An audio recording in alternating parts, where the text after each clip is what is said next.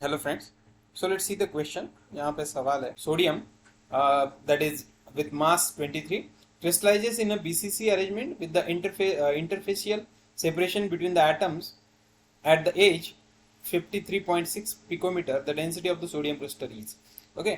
तो सबसे पहले तो हमको डेंसिटी का फार्मूला मालूम होना चाहिए। यहाँ पे डेंसिटी इज इक्वल टू होती है Z इंटू यम अपॉन ए क्यूब इंटू ये अवागेड्रोस नंबर। ओके, यहाँ क्या क्या होता है देखो, Z है, Z मतलब क्या, टोटल नंबर ऑफ एटम्स। अब बीसीसी के लिए हमको मालूम है बॉडी सेंटर्ड क्यूबिक, क्योंकि एक ले हम अगर, तो जैसा हम यहाँ पे देख सकते हैं बॉडी सेंटर्ड है तो ये 8 एटम्स है, 1 2 3 4 5 6 7 8।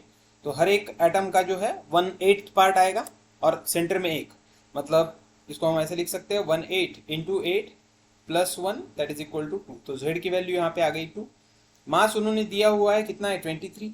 ओके, उसके बाद अवागेड्रो नंबर हमको मालूम होता है कितना होता है 6.022 इंटू 10⁻23। ओके, और ए जो है वो हमको मालूम नहीं, तो ए निकालनी पड़ेगी। ए अगर मिल गई तो हम ये सारी वैल्यूज पुट कर सकते हैं। तो ए कैसे निकालेंगे, तो देखो यहाँ पे आप देख सकते हो कि ये एक एटम है। ओके, ये एक एटम है, यहाँ से यहाँ तक का डिस्टेंस होगा आर, यहाँ से यहाँ तक का होगा आर, दोनों को ऐड करें तो ए मिलेगा। लेकिन उन्होंने क्या बोला हुआ है, उन्होंने बोला है कि A is equal to 2r plus, यहाँ पे उन्होंने डिस्टेंस कितना दिया हुआ है, दैट इज 53.6 पिकोमीटर। इसको हम ऐसे लिख सकते हैं a minus 2r is equal to 53.6 picometre.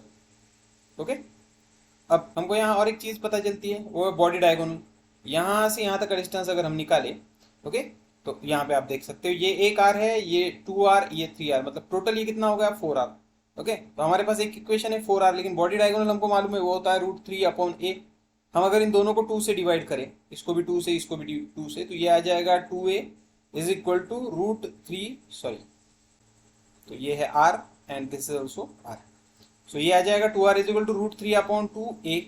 Okay, अगर हम अब ये 2r की वैल्यू अगर यहाँ पे रख दे तो हमको एक नया इक्वेशन मिलेगा। वो क्या मिलेगा, a minus 2r is equal to 53.6 है, तो हम यहाँ पे लिखेंगे a minus √3 upon 2a is equal to 53 upon 6.6, sorry, तो a को कॉमन निकाले 1 minus √3 upon 2 is equal to 53.6।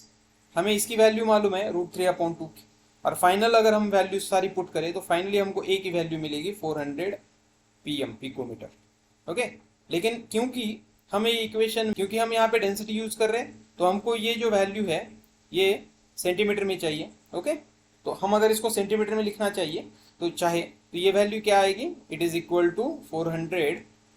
Okay, it is equal to 400 into 10⁻⁻10 centimetre, और आगे ये वैल्यू बन जाएगी 4 इंटू 10⁻⁸ सेंटीमीटर। तो ये बन गई तुम्हारी आगे की वैल्यू। ओके, ये आ गए तुम्हारा ए की वैल्यू। अब ये ए की वैल्यू जो है, ये ए की वैल्यू अगर हम इस डेंसिटी के फार्मूले में पुट करें तो डेंसिटी इज इक्वल टू क्या होगा, जेड की जगह हम लिखेंगे 2 इंटू मास कितना है 23 अपॉन ये वैल्यू कितनी है 4 इंटू 10⁻⁸, उसका क्यूब इंटू अवोगाड्रोस नंबर कितना है 6.022 इंटू 10⁻23।